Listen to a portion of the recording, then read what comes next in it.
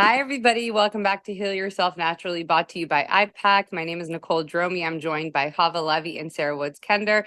We are so excited to get straight into today's topic. We discussed last week a little bit about women's health, in particular, puberty and the beginning of cycles and during cycles, etc. Today, we're going to talk about fertility, which has become a common issue in our society where women are becoming more and more infertile. And so we really want to get down into this discussion so that women around, anybody who's listening to our podcast, can get pointers on how to help rectify it, or if you're in the struggle of infertility, what can you do to help it? Some of the mental stuff and emotional things that come up while you're in this process. And so we're here to help. I'd like to start with Chava. I know that you've helped a lot of cases like this, women who have become infertile, or, we also have the stigma that once you start trying, you should be able to get pregnant right away, but that's not always the case. So what do you say to some of your customers who have been trying for at least 6 months, who aren't able to get pregnant, specifically the women? What should they be doing? What should they be focusing on? How should they be eating, et cetera, et cetera?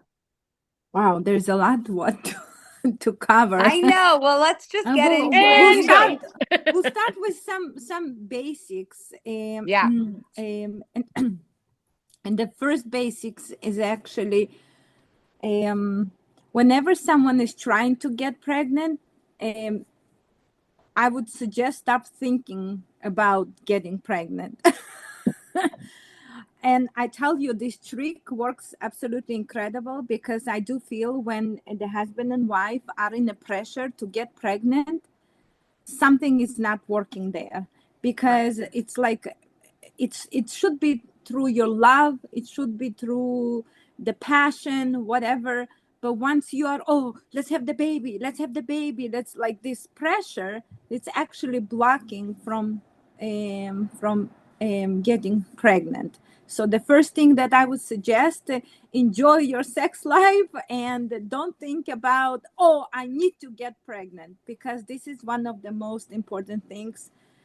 This is like one of those that I suggest. Then the next thing will be obviously to bring your hormones into balance and prepare your body, meaning that, as we mentioned last time, bring the hormones back, make sure that you're taking raspberry leaf tea, that you're balancing your body, you're preparing your body to have a baby.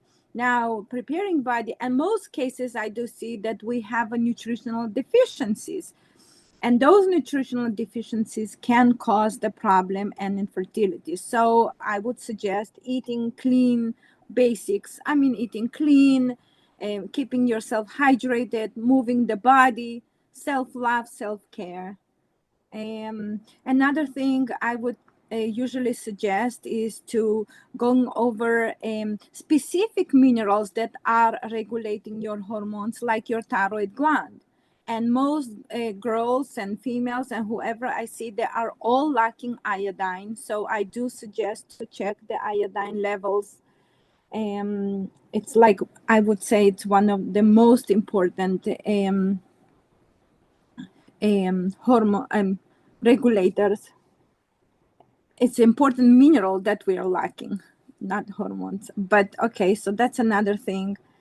Then I would suggest, what's a simple way to check your iodine if you're not getting tested? I know you have a method.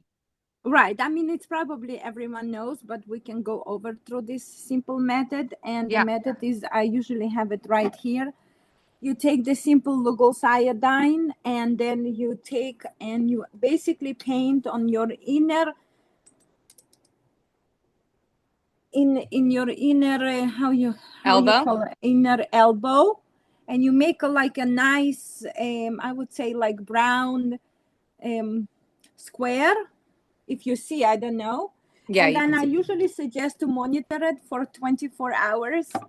And I've never seen a case yet that someone was not deficient, and that's how bad we are. And as Usually it disappears less than like an hour, 2 hours, 3 hours. That shows you that we are so deficient that our thyroid gland is not working correctly, not getting what it needs. So obviously that's the problem.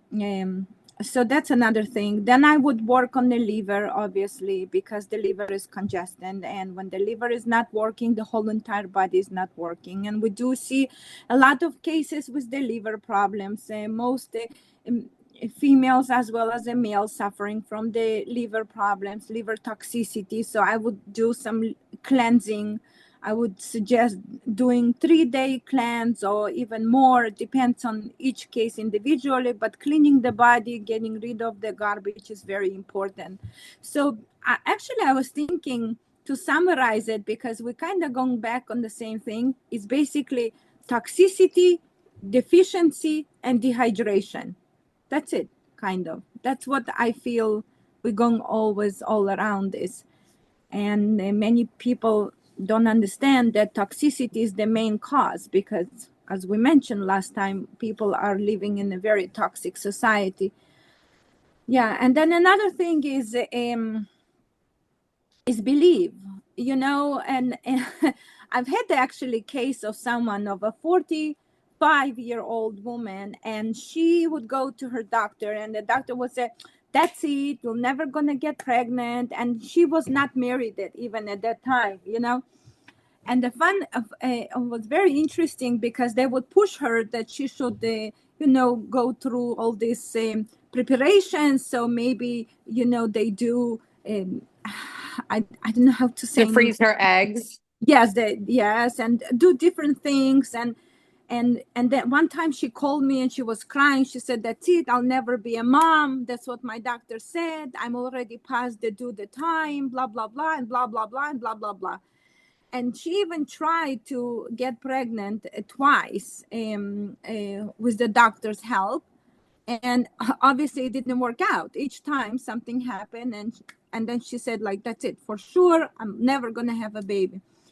So I said, first let's get married, first let's find someone that you love, and when you are in love, everything will come in the right place. And she was crying, and she was like, no, it never happened. How come? For sure I'll never found the right guy, whatever. By then she did found the right guy, and guess what, in a month or two she got pregnant, and she's having a baby. It's like this fear mongering. It's absolutely crazy when they put this, oh, you'll never, oh, there's certain timing that you need to get pregnant. I understand, I got pregnant when I was at age 19, but doesn't mean that if I want now I cannot get pregnant. This idea that we all this That we have time limits fear and that yeah. been upload on the woman, on this pressure that she needs to fit at a certain timing. Like, what the hell? You Right. read in the Bible, people get having babies and periods at age 90. Come on. Yeah. Right. Well, back I then mean, they this didn't is have as much toxicity around them, that's for sure. right. But yeah, going back to what you said, some things that I really, do hold a lot of value in, and I have a lot of experience in. When you are so bent up about having children, and it's the, constant trying and having sex with your partner just to have that happen, it usually doesn't happen because of the energy that you put around it and the stress that your body gets into, and in your partner, that, you must succeed in conceiving.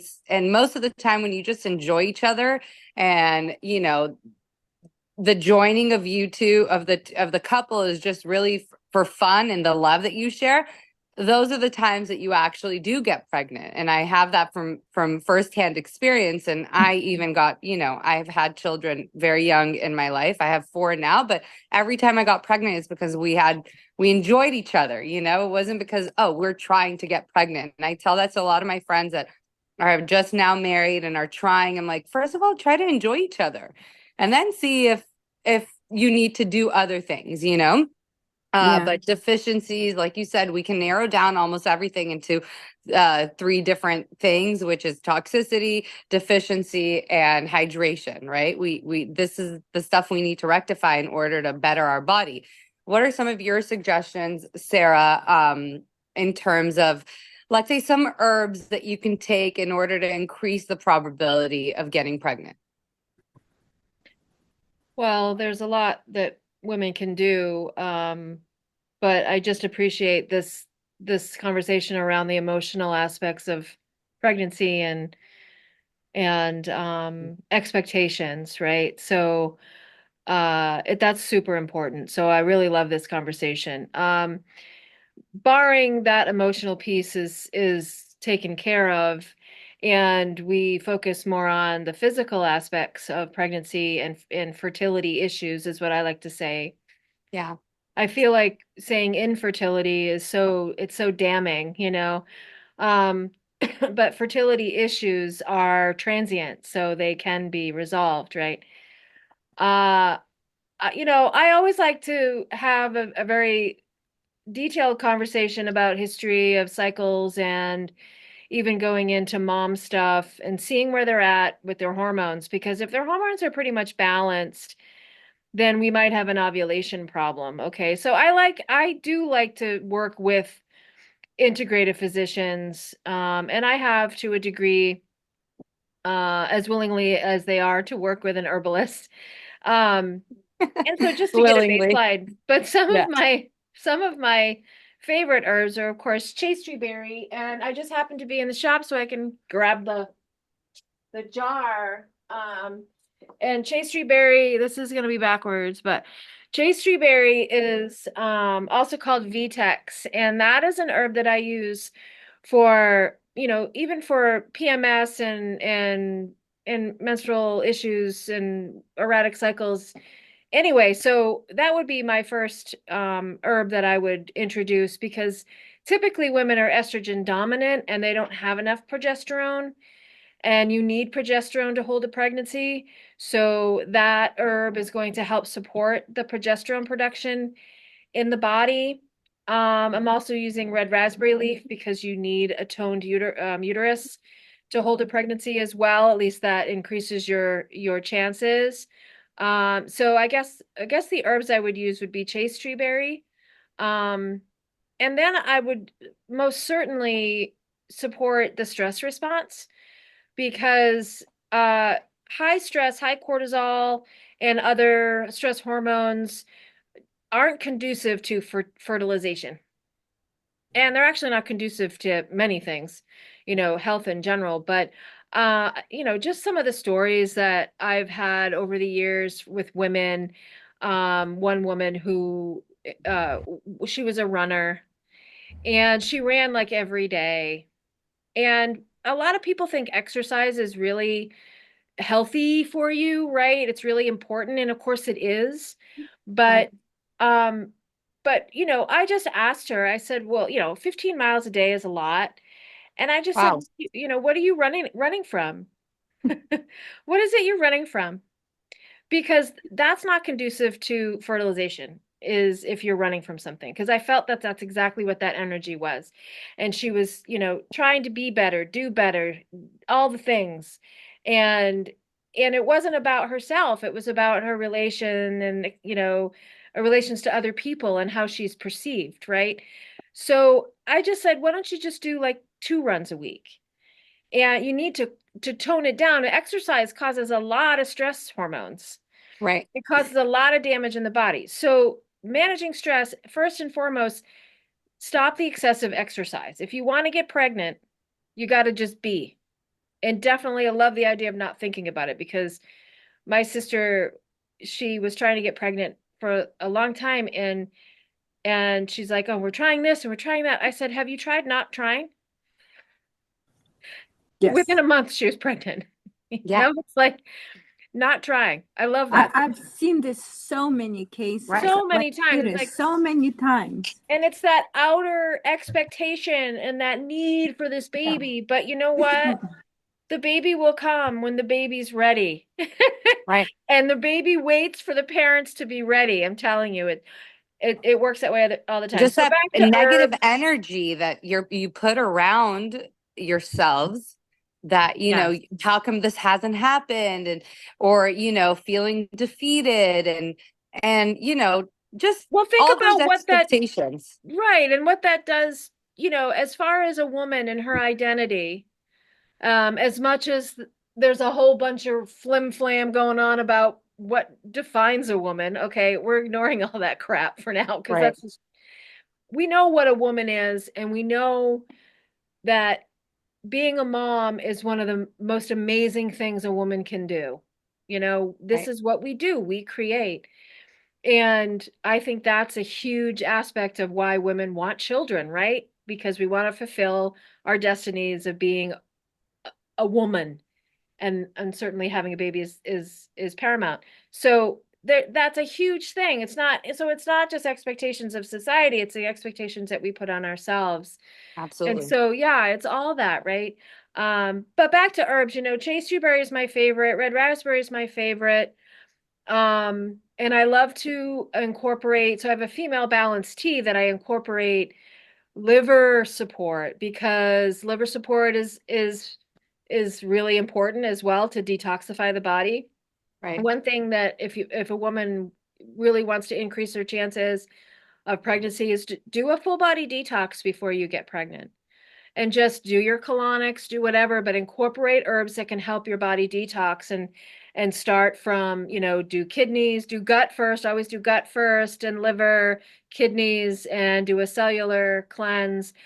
Eat clean, like Hava said, and what does that mean? I think a lot of people have ideas about how to eat clean, and they're not Right. good ideas. It's like, oh, I had this instead of that. Well, don't do the crackers. I only had 3 Skittles instead of, a whole bag. Well, get rid of the Skittles, eat whole food, fruits and vegetables, protein, limit your carbs. Right. Uh, and just relax. Just relax. So herbs for stress, things like holy basil, schizandra, ashwagandha, everyone seems to know about. Right. Um, Even chamomile is nice. And we can't forget about sleep. All these things matter. So hormone balancing and stress, just those two things are as far as the physical aspect of fertility issues is Right. And something you taking can care of do, yourself, right? like you said, taking care of yourself first prior to bringing another life into this world. So, a woman that really wants to take it matter seriously, instead of running to a doctor right away, first taking care of herself. And like you said, flushing, detoxing, taking care of your liver, first your bowels, right? We know the bowels are the number one cause of illnesses and diseases or imbalances in the body. It all starts with your gut. And one of the ways you can treat your gut well is by eating well, which we've talked about plenty on our podcast. But it's all about taking care of yourself first so that you can be your best version of yourself once it does happen, because it will happen if you're doing things properly. And after certain amount of trying, then there's obviously tests to be done both for the man and the woman to see really what's going on there. Are you ovulating? Do you have enough eggs, et cetera, et cetera? But number one is taking care of yourself, health wise and emotionally, right? Reducing the stress, taking care of your environment. Sleep is a very big one that people don't really take into account, because that's also something that can throw off your hormones. So, so I'd like to hear, what are some good herbs to help with sleeping, Kava? Oh, there is so many. There is Yeah, many herbs what's a couple of your favorites? right. So there is a few that I would suggest that are amazing. My favorite, I mean, lemon balm is very very good. I found the lemon balm, or even lemon verbena. Right, it's like so. It's so good. And then I found lavender is absolutely good and really helping to calm down the nerves. Another herb is that I found works really nicely is skullcap. It's really good and really helps kind of to, you know, um, kind of put everything and prepare yourself for a good sleep. Um, I also like to combine not only the herbs but also hot showers because they do work together very nicely. But in reality, the lavender is my favorite. It's the one that's jumping right now in front of my eyes, so that's why I'm speaking about him. Each time it can be something else, but this is one of lavender. I feel it's really good, and lemon balm. You know, for some, is the licorice root is also very good. Even though licorice root is a little bit stimulating, but for some it works really nicely. It also helps with the hormones. So that's another herb that, but usually it comes in combination with other herbs, but the licorice kinda is sometimes it's really good and helps with, especially if we are very exhausted. Yeah, but some people, they have a very big problem taking licorice because it has some sort of a taste. And also if you're taking too much, then you actually will be more exhausted because you suddenly will feel too much energy. So you really Right. have to know what is exactly your how I would say your Balanced amount. Yeah, your your dose. dose. Yes. Milky oats are very good, you know, they're wonderful. Then simple as a chamomile. But I do found that sometimes for some people, chamomile is like, okay, I know this herb already, like something else, you know.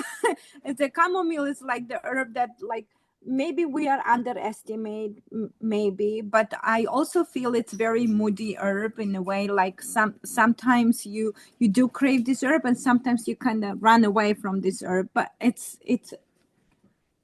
my cat is deciding to run up into like going climbing up into the window up high.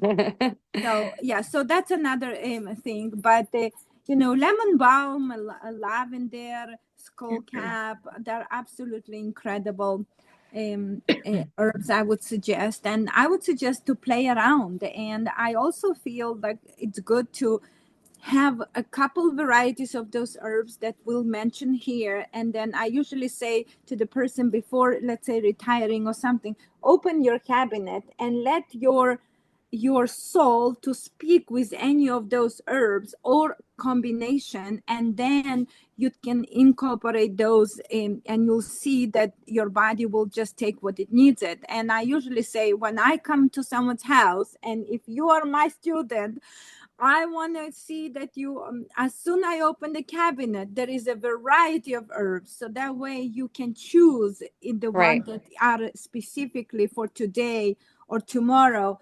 And I also feel that many people don't know the taste of herbal teas. They not used to it. I always ask people, and they say, "Oh, I don't drink tea," or "I just had the farmers market."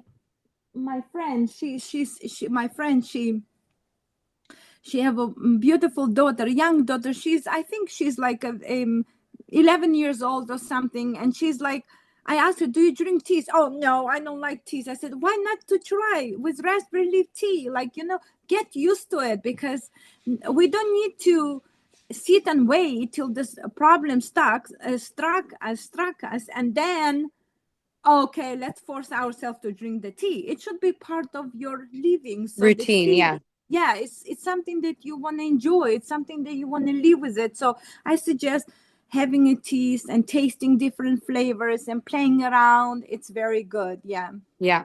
I want to talk about the more about the emotional aspect and come back to enjoying each other as a couple, right? And I found a lot of the times couples that are so focused on getting pregnant lost that enjoyment factor in their relationship because they're so focused on the end goal of becoming pregnant that they lose you know, the courtship and a big part of the relationship. So something I highly suggest is, you know, start doing a weekly date, or even if you do it, don't go to your usual spot and just a dinner date with some drinks, because that can get repetitive and boring. I love it. I would highly recommend having like alternate people, you know, between the two of you, alternate on who plans the date and let it be a complete surprise, and do things that are outside of your comfort zone that you don't typically do. So let's say the date is usually dinner, then do something completely different, an adventure, something that's fun, something that brings joy, something that gets the other person in the relationship out of their comfort zone, so that you guys can enjoy your relationship again. And at the end of the night, it's not about, okay, we need to go and try to have sex because I'm ovulating or whatever, and the pressure behind it. It's just about enjoying each other's company, less than, needing to succeed in this endeavor. So I highly recommend doing things that are out of the ordinary for one another, whether, in terms of date, and alternating between who plans it. And one week it's the woman, one week it's the husband, and just have fun with it. Enjoy yourselves. Have fun. The more fun you have with one another, the more likely you are to succeed in the endeavor. I don't know. What do you think about that, Sarah? Well, I love that idea, and I think date nights should go on into perpetuity even after children, or Oh, absolutely. and I think that is a huge issue in general, is spending quality time together and what that really means. Because once you have kids, it's hard to schedule time for each other. So do it now. But I love the Right. idea of changing it up a little bit. Um, and one person does the planning one time and then doing something completely different, because we can all get set in our ways and in a routine that's just kind of, sometimes people feel like that's a comfortable place to be, and it certainly is. But boy, don't you feel so good after you've been, challenged, and you do something different. I mean, I always feel a little trepidation to begin with, but then I feel exhilarated, like, wow, look what I just did. Alive. Yeah. Oh, Yeah, that was you really feel worth alive. it. Yeah, I so know. I love that idea, and energetics are really important in conceiving a child. Um, but there's one sobering thing to bring up, is that you may not have children in this lifetime. I mean, Absolutely. right? I mean, and I think that's something that women have to reconcile. If they've tried and tried and tried, it just might not be. And I don't want to be Debbie Downer, but we have to be realistic about it. I've seen it because, I do Reiki on people, and there's several, well, a couple of my friends anyway, that I've seen. All right, so this might get a little esoteric for people, so I'm just going to go for it. But I I was do. going to ask about the Reiki aspect of this too. So I like that you're getting straight into it. Yeah. So, I mean, I'm not afraid to talk about this stuff because, we don't have to fear what we don't know, right? I Right. see past lives, and I see, and, one particular friend of mine, she didn't have children in that lifetime, from what I gathered, but I saw her with a lot of children, which is interesting. So she was either a teacher or worked in an orphanage or something. And I think what she decided on a contractual basis in this lifetime is, and past lifetimes, was not to bring any other children into the world and be someone who takes care of children.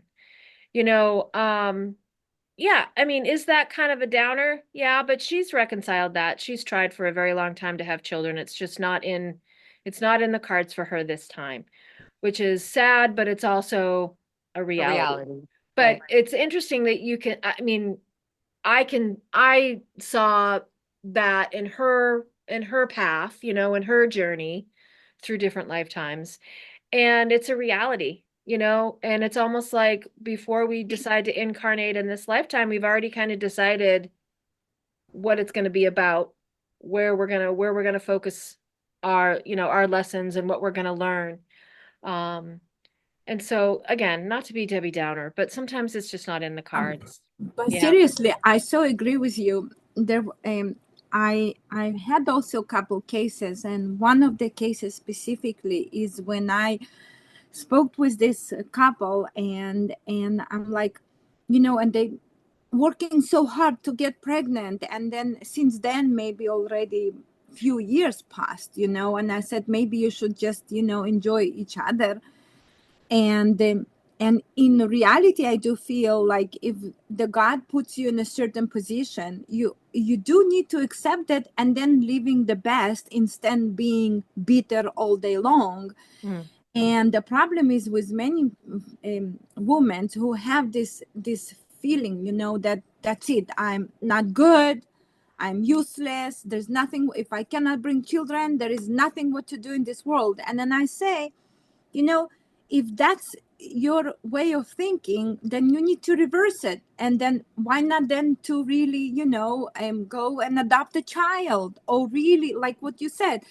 And in that way, while you're busy doing something beautiful, right? If this is what your passion is, right? There's always a way to figure out, yeah, maybe it's not your child, but you can grow generation of other children that will be like yours, and I 100% agree with you. And that's what I do feel like. If you're really passionate about it, then just have it. It doesn't matter if it's your child or no, but I want Right. exactly mine. If it's not mine, then there is no life to it. This is not correct, Yeah, and it's a I love what you misconception said. because, like you said, Sarah, it's we as women, not just by society standards, but we feel like we're complete by completing our goal, or the reason why we are women is to bring life. But that doesn't mean that a child that is not your actual DNA is not yours.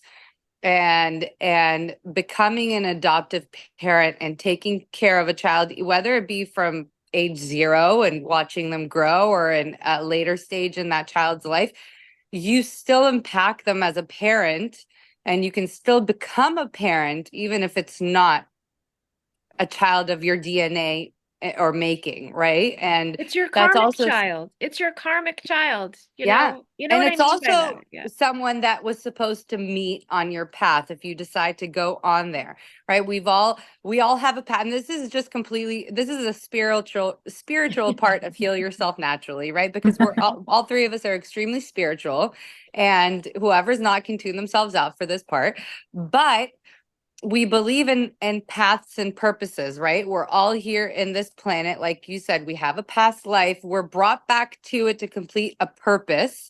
And we have this idea of what our purpose is until we're completely thrown off that track.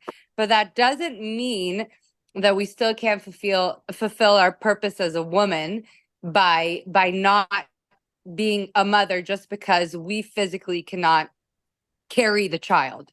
It absolutely does not mean that. And it's also beautiful to be that for whether even if you do have your biological children and you come across the opportunity to do something like that and adopt a child, it's that child was brought into your life for a reason.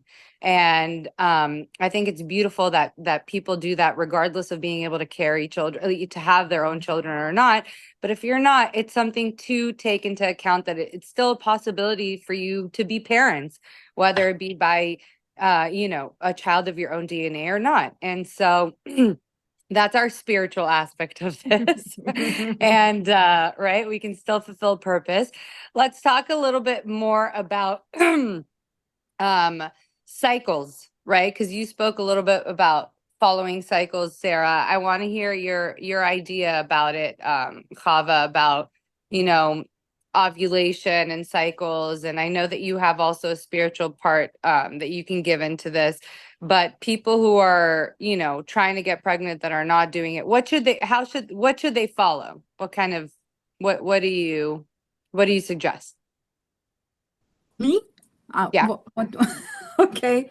What was the What, question? what, okay. What was the question? What was the Following question? your cycle, right? And having sex at certain times during the pregnancy, and I mean during your ovulation times, or what do you think about having sex right after you finish your period, or before your period? What all of that? What is your idea behind perfect time to get pregnant?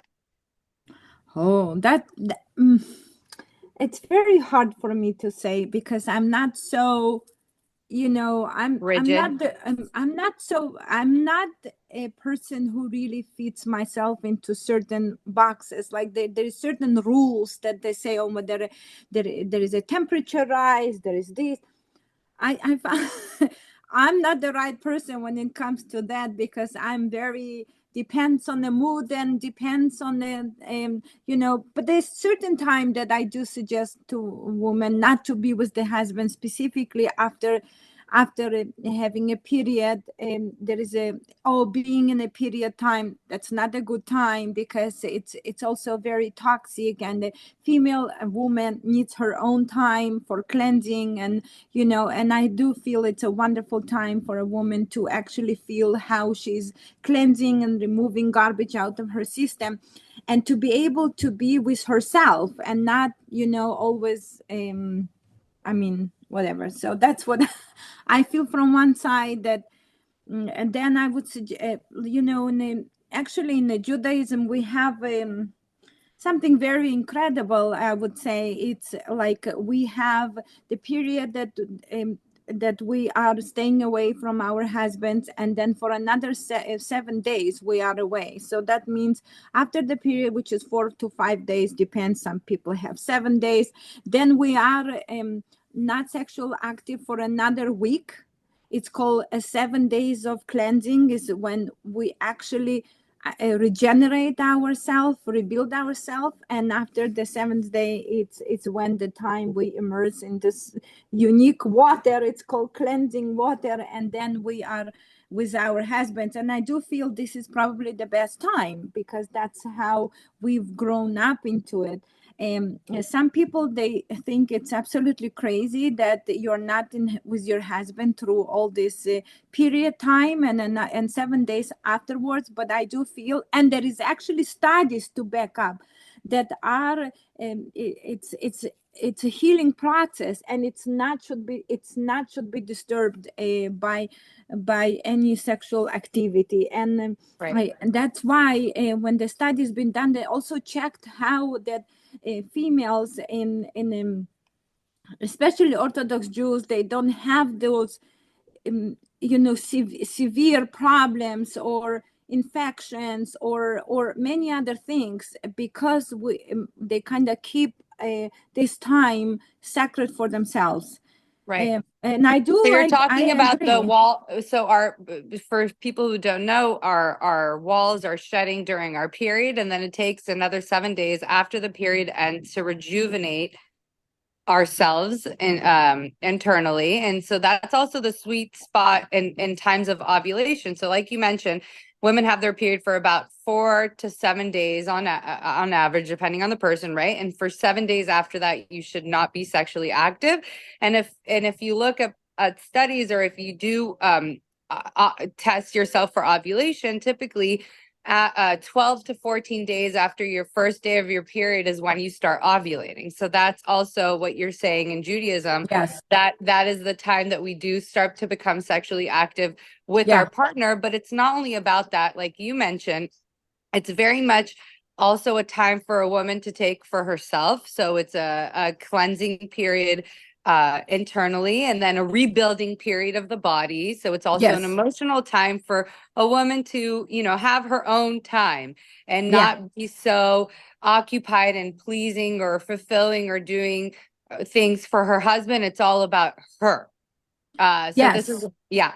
So this I is also found perfect time to cleanse and do other cleansing methods like you both have suggested, whether it be this, it's very interesting, because when I was young, and I thought, like, what this stupid idea is, why I cannot be with my husband. I want to be, and whenever I want, whenever, whatever.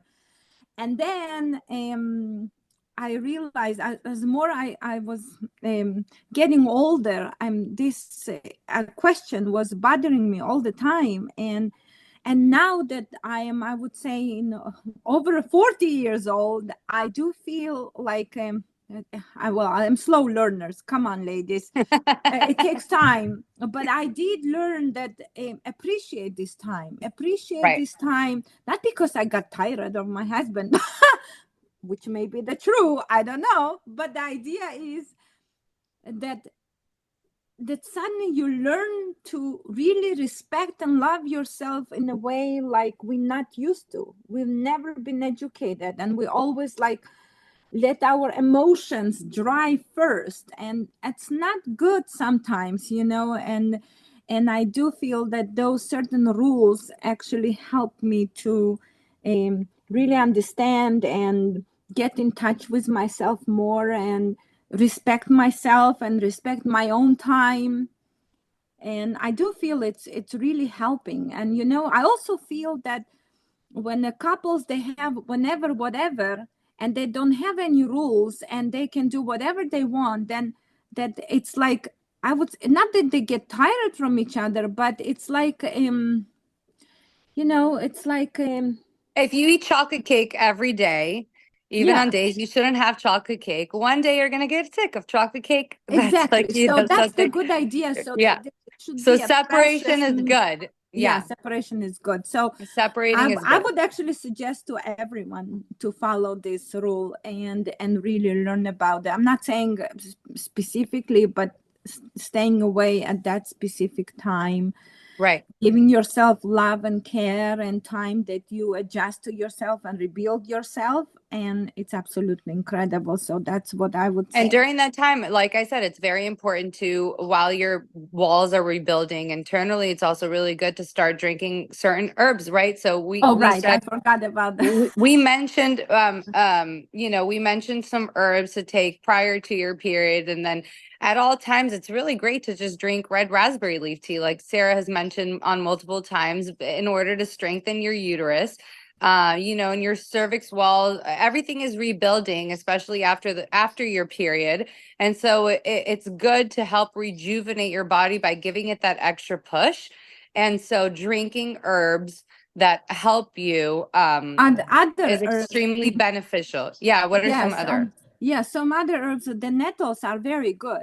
The nettles are very good. And also, I create this iron syrup specifically designed for females who are losing a lot of blood. And most women we know that are suffering from low iron. And it's very important and to make sure that you are covered and you have enough iron in your body, because without oxygen, which is what it is, it's basically we are will struggle and will have no energy, and we're going to feel like all the time tired and sleepy. So I do say nettles, yellow dock, and nettles are good to add. And you know, I'm gonna make a video, and I also want people just to get powdered nettles and add them into your smoothie. You take a smoothie, you put a teaspoon of nettles and mix it and drink it. You know, bring these herbs into your life. And well, obviously spirulina chlorella, something that we do know, 70% protein, you know, it's very good. And green algae are very good. So all those stuff are very important, especially also herbal vitamin C, not the junky vitamin C that people take, but the ones that made from herbs like amla, camu, you know, all kind different varieties, even orange powder, orange Grind.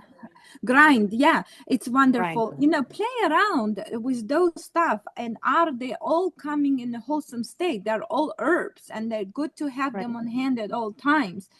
So herbal vitamin C is incredible. And what else I would suggest? Um, I'm, I do found molasses are very helpful. Oh, I see. I think Sarah stuck. Molasses are amazing, and molasses are. Oh, you good? Okay, so you Yeah, she's suddenly good. like. She was just So frozen, you know, I listening to found the you. molasses are amazing. You know, many years ago, people would take molasses as a daily Supplement. supplement. Yeah. I've read the books from 1800s, and they do speak about the molasses. You know, molasses teaspoon a day was a very, very important thing to do. Yes. So even today on my Go Healthy chat, I suggested someone to take at least teaspoon of molasses. Right. And now another thing, we are coming to end of the season of a pomegranates, and also pomegranates themselves are absolutely incredible. And you know what you can do? You can make your own molasses from pomegranate. And I've done it like 2 years ago. It was so good. You take you take the juice of pomegranates and you cook on a lower heat till they kind of evaporate, becomes like syrupy, and take every day like about teaspoon to tablespoon, and you'll see such incredible Transformation. energy, Yeah. and also your blood will build up. And we all suffering from blood problems. Like I don't see not even one woman who is healthy because their so blood is so It's so toxic, true. So true. Right. right? What Yeah, are so your that's what I suggestions, feel. Sarah, during ovulation or, after the period, sweet spot time of trying to conceive? What are some of your Yeah, I suggestions? have a lot of thoughts right now. It's like first, You're it's jumbled. it's important for women to just understand their cycles and understand there's four parts to their cycle, right? Right. And nourishing the body with each of those four phases. First phase meaning the bleeding phase. So you're going to want to support the blood and to get your blood builders. So all the things Hava was saying is wonderful. Iron, molasses, nettles is a wonderful blood builder. And supporting, look it up, look at your four phases of your cycle and understand where you are on every day of each month and where you are in your cycle and how to nourish. And you want to be able to get good fats in your body. And there's a whole process of getting certain seed fats throughout Right. your phases as well. Flaxseed, pumpkin seeds, you know, um, all the seeds. They're not coming to me all, but I didn't write anything down. So, fats are important. Knowing your cycles are important. Building your blood is important. But if you really want to encourage fertility, the other herbs that I would use too, there's one in particular called partridge berry. And partridge berry, this is a plant that grows in the understory of the forest, in the temperate forests like New Hampshire, most of the Northeast, and it grows along the ground. And it used to be called squaw vine. Now we don't Oh, call it squaw vine anymore because that has a negative connotation now to Native Americans, even though that's what they called it. They right. called it squaw vine because it That's helped. that's the term I know it as. I didn't Right. know Yeah. partridge. Yeah. Right. So, partridge berry is important to keep a pregnancy. It's actually used, especially for women who are prone to miscarriage, to be using it all throughout your cycle. Entirety.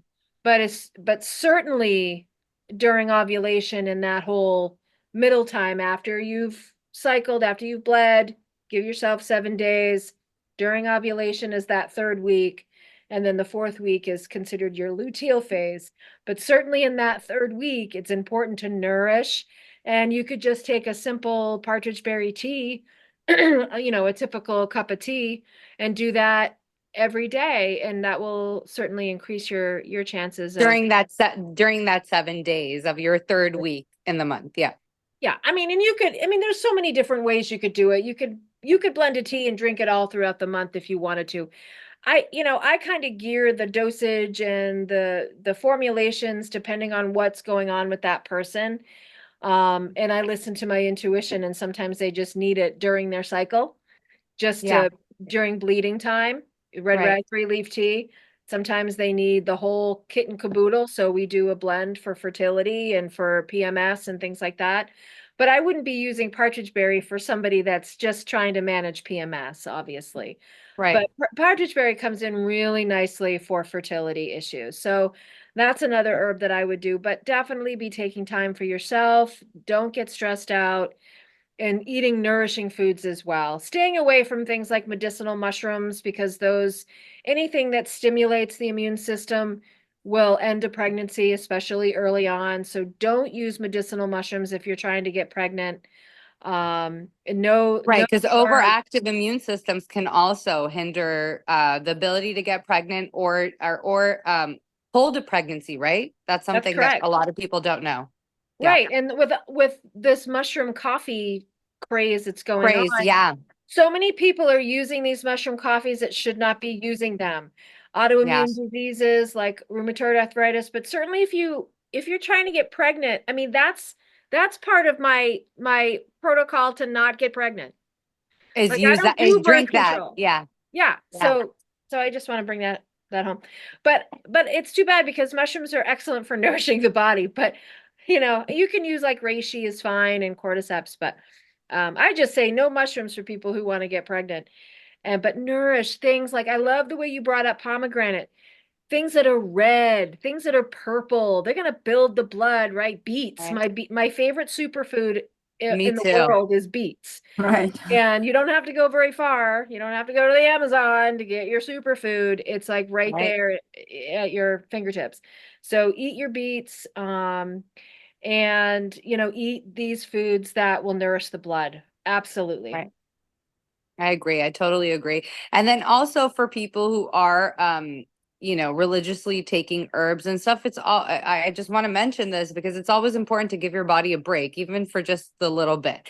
So if you're doing something, repeatedly, right, it's always good to take a couple of days break if it's the whole month that you're doing this. So maybe every 5, 6 days, you take a break on everything that you're taking to give your body time to adjust and also self-regulate because you're putting in a lot of work. So you want to see the results in your body, but you also want to just give like, okay, chill time for your body because it's really trying to rebuild and do things. So I found that it's sometimes good to just take a break from taking herbs or doing whatever it is that you're used to because we're always on this like cycle and we're in like especially now we're just nonstop. Everything is nonstop for us.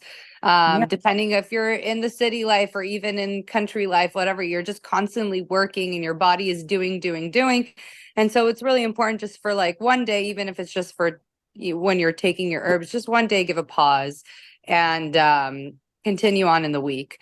I don't know what other suggestions you ladies have. I tell you that what you mentioned, it's so interesting. I wrote this down last week, and I wanted to say the wise words of an ancient physician. First, you use the word, then the plant, and then the knife.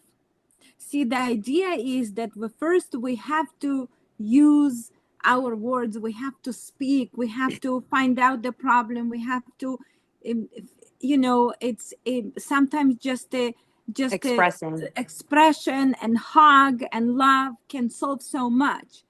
Then we go into herbs because herbs are the most incredible tools for healing. And as you said, that's why I remember, because you're right. When we take herbs and it becomes like hop all the time, take. No, because the idea of the herb is to go in and to fix or add or do something what is designed to do, which is help you in the problem. But if you take all the time and you don't really stop and you don't give the body to, here, I give you the medicine, the body says thank you and doing what is designed to do. But if you hop all day long, you don't have a time to even understanding what is going on in the body, and it actually sends the body into the shock.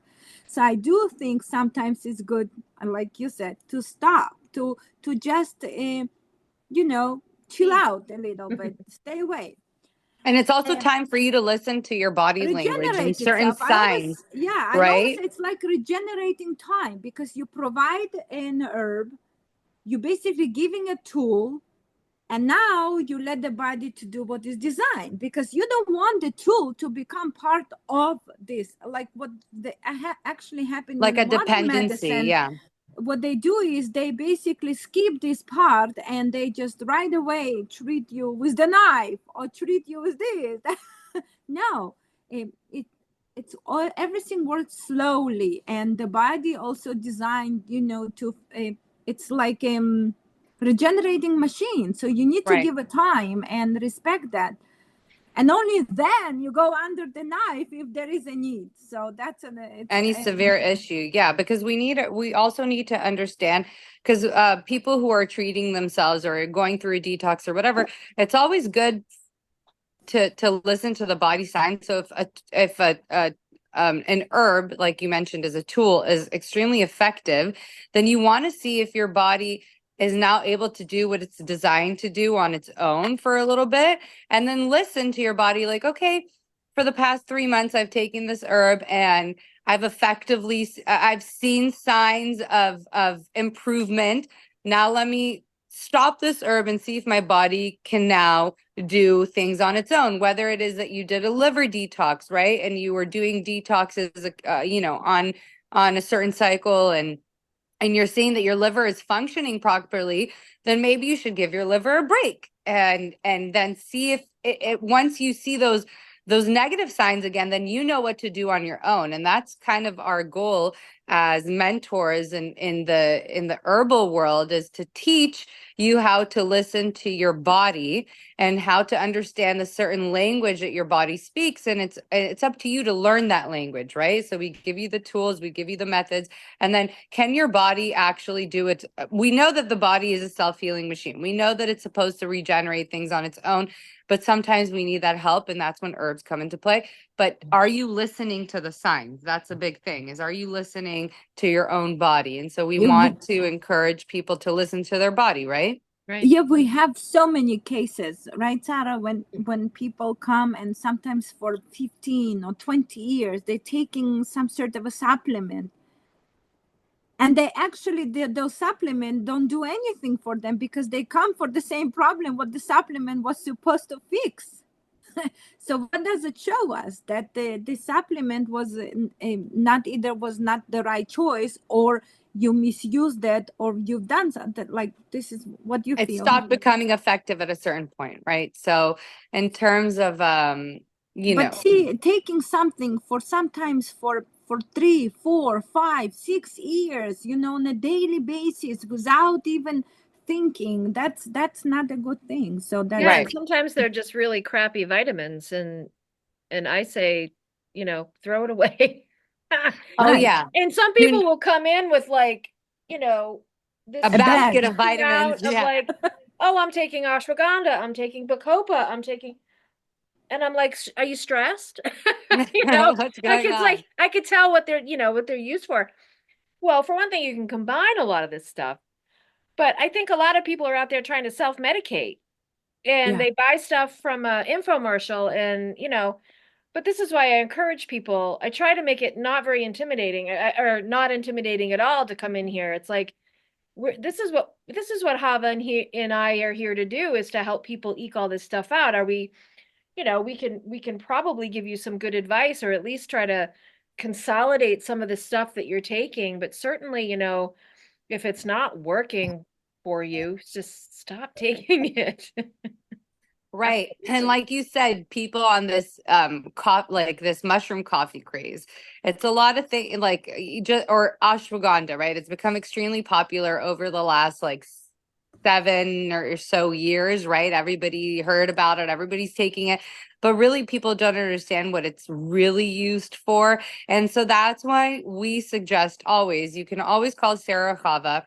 You can reach them on their websites, sarahsherbs.com, havawellness.com. Set up a consultation, meet them in person, whether it be or even through Zoom or a call, or follow their social media accounts and get to know them personally, and take matters into your own hands rather than just listening to what everybody else is doing, because you might not actually need it, or you're taking it for so long and it's defeated the purpose because your body has also become so used to taking this herb or whatever, and you need to take a break from it so that your body can start doing things on its own. So we always suggest to reach Very out to our healers. confusing. That's why they're here. Yeah.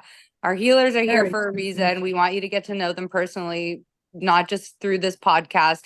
Everybody has some kind of issue. We're all not, in this day and age, we're all not perfectly healthy.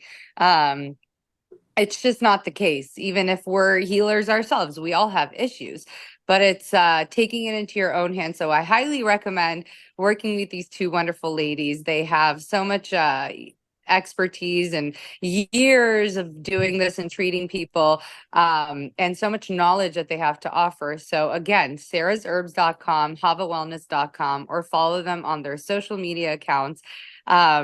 And yeah, I hope everybody enjoyed today's discussion about fertility. And we really hope to see you next time. On our next episode, we're going to be talking about step 3 of women's health, and that is menopause. So we're talking about all the Fun steps of times. women's health. Woohoo!